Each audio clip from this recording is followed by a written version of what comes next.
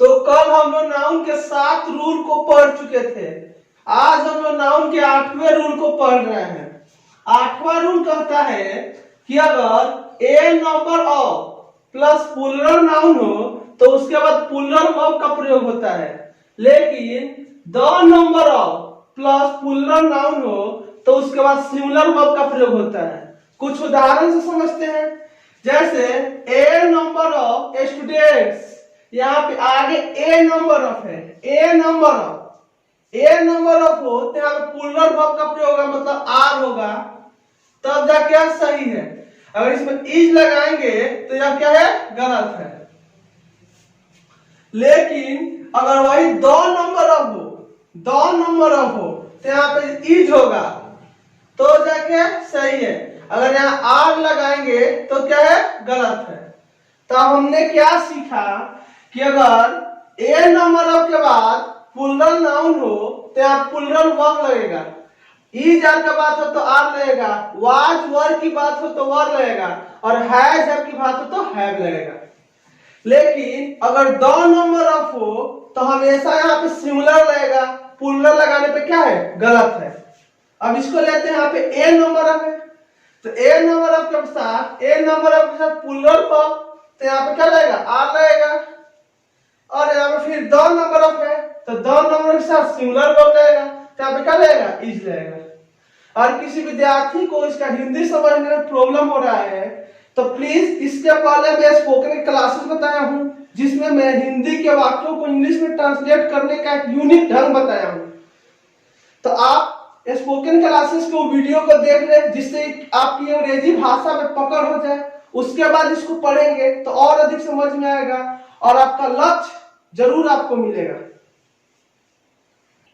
चलो नाउन के रूल 9 को पढ़ते हैं।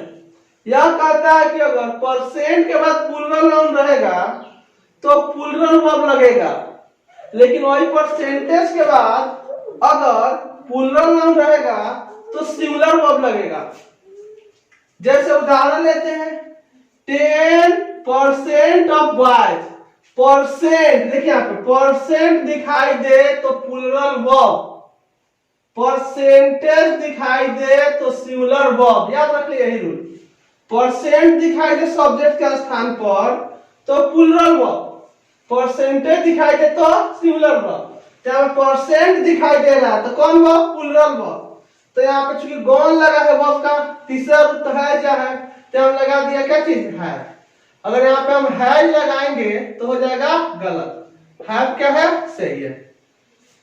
लेकिन यहाँ पे परसेंटेज दिख रहा है, परसेंटेज सब्जेक्ट के स्थान पे दिखे तो सिंगुलर वर्ब, तो परसेंटेज है तो सिंगुलर वर्ब होगा। तो यहाँ पे वेरियस बोले तो इज, मतलब क्या होगा, यहाँ पे इज होगा। वाज वर्ब की बात हो तो वाज लगेगा। अगर यहाँ पे हम आर लगाएंगे तो क्या हो जाएगा, गलत। तो हमने क्या सीखा, परसेंट दिखाई दे तो प्लूरल वर्ब, परसेंटेज दिखाई दे तो सिंगुलर वर्ब।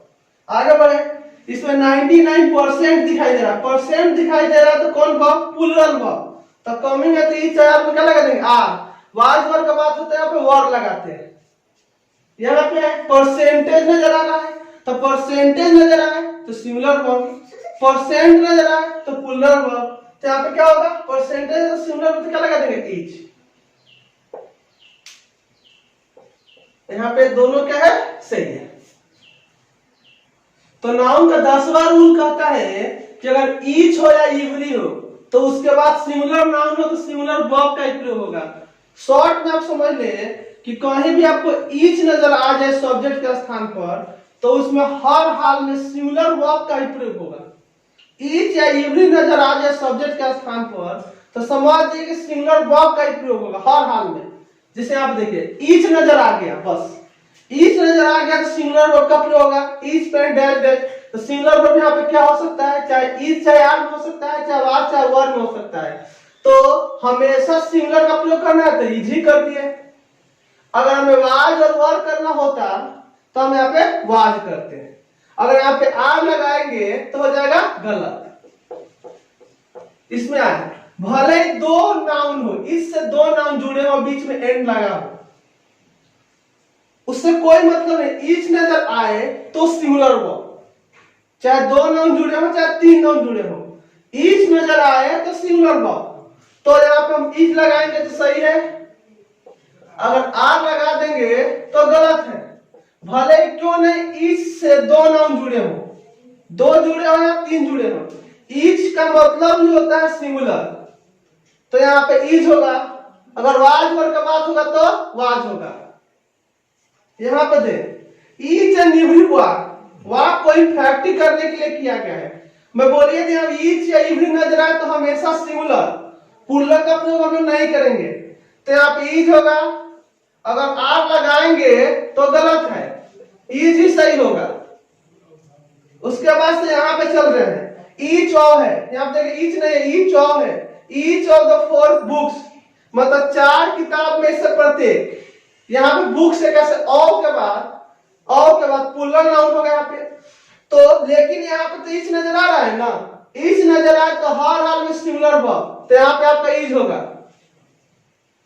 अगर आर लिखेंगे तो गलत है। तो हमने क्या सीखा, हमने सीखा कि किसी भी वाक्य में सब्जेक्ट के स्थान पे ईच नजर आए या एवरी नजर आए तो उसमें हमेशा हम सिंगुलर वर्ब का प्रयोग करेंगे। प्लूरल वर्ब का प्रयोग करेंगे तो 100% गलत हो जाएगा। भले ही क्यों नहीं ईच ऑफ हो, ईच ऑफ के बाद प्लूरल नाउन लगा हो तो भी ईच नजर आ गया, इसलिए आप सिंगुलर वर्ब होगा। अगर प्लूरल वर्ब का प्रयोग करेंगे तो गलत है। भले ही दो नाउन क्यों नहीं ईच से जुड़े हो, लेकिन ईच नजर आ गया तो यहाँ पे सिंगुलर वर्ब होगा, प्लूरल का प्रयोग करेंगे तो गलत है। ईच का मतलब सिंगुलर वर्ब। नाउन का 11वां रूल कहता है कि मेनी के बाद हमेशा प्लूरल नाउन लगता है और इसके बाद हमेशा प्लूरल वर्ब का प्रयोग होता है। लेकिन मेनी के बाद अगर ए या एन हो जाए तो उसके बाद सिंगुलर नाउन लगेगा और सिंगुलर वर्ब का प्रयोग होगा। चलिए कुछ उदाहरण लेते हैं। मेनी है तो मेनी के बाद हमेशा प्लूरल वर्ब और प्लूरल नाउन, तो मेनी के बाद जब प्लूरल नाउन है तो वर्ब भी क्या होगा, प्लूरल होगा। तो वर्ब का तीसरा रूप यहाँ पे हैज या हैव होगा, तो यहाँ पे क्या होगा, हैव। अगर यहाँ पे हैव लिखेंगे तो क्या है आपका, गलत है। तो हमने सीखा कि मेनी के बाद हमेशा प्लूरल नाउन होगा, उसके बाद हमेशा प्लूरल वर्ब होगा। सिंगुलर वर्ब लिखने पे क्या है, गलत है।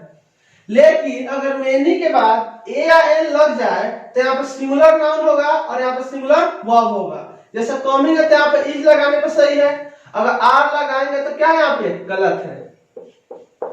तो मेनी के बाद ए या एन हो जाए तो सिंगुलर वर्ब, मेनी के बाद प्लूरल नाउन रहे तो प्लूरल वर्ब। इसको उदाहरण देते हैं।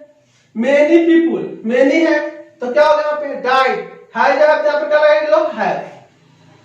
लेकिन मेनी के बाद ए या एन है तो सिंगुलर लगेगा, तो क्या लगेंगे यहाँ पे, इज। तो यहाँ पे ये भी सही है और ये भी सही है।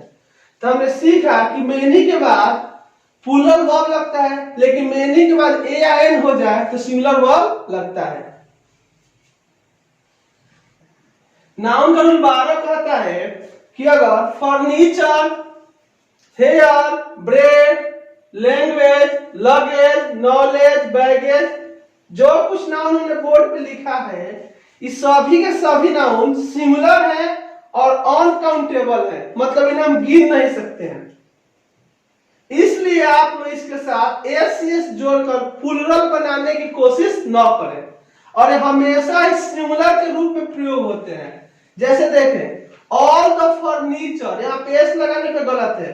फर्नीचर का मतलब होता है घर में जितना भी लकड़ी का सामान है, कुर्सी, टेबल, सोफा, बेंच, सबको एक साथ कंबाइन कर दिया जाए तो उसे हम फर्नीचर कहते हैं।